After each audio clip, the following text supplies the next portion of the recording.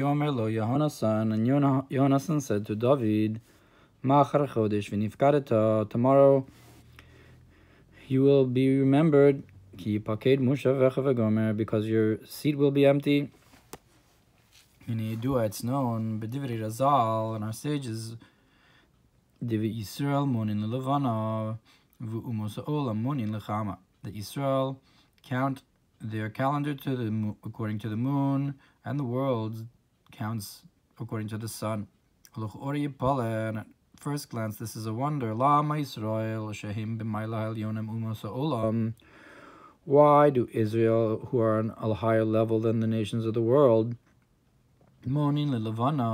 count according to the moon, not to the sun?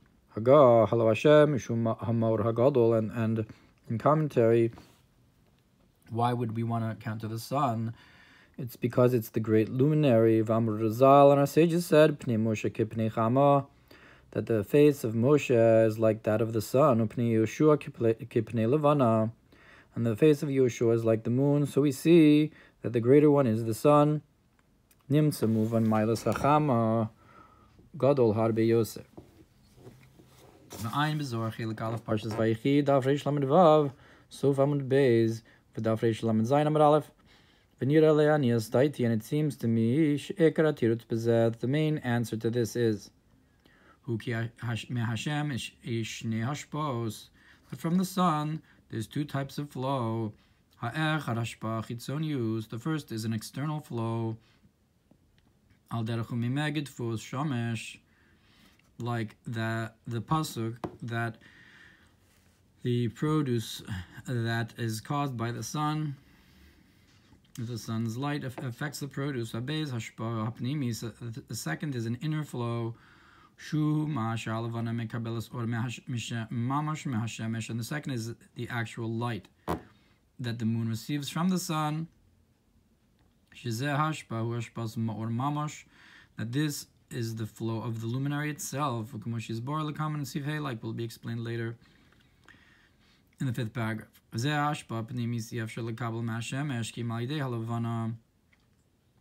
In this type of flow, we cannot receive directly from the sun, only from the moon. That the moon receives it from the sun, and it's called the union of the sun and the moon. So too in the Gemara, it calls this the secret of the pregnancy. So we see that the sun and the moon are like a bride and groom, and the sun is like the groom and gives to the bride and impregnates the bride, so to speak. So that's an inner flow. And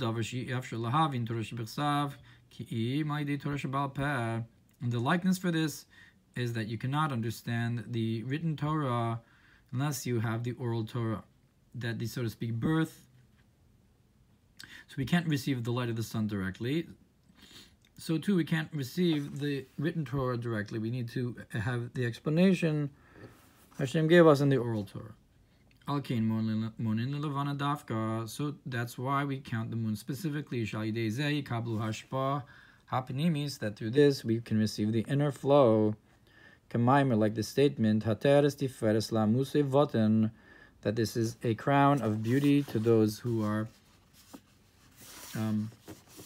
taken from the womb, that we will be renewed in the future just like it. So we see that the concept of Amuse Batan is the pregnancy of the moon, and we are compared to this as well,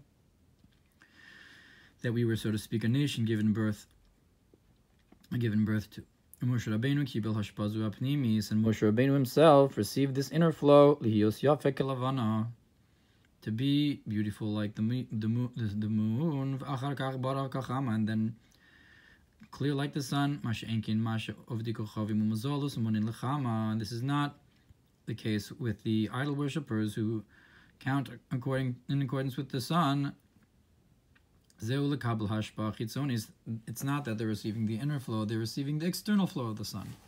And that's the concept of free without the mitzvahs of Elakabal Amshachas Apnimis.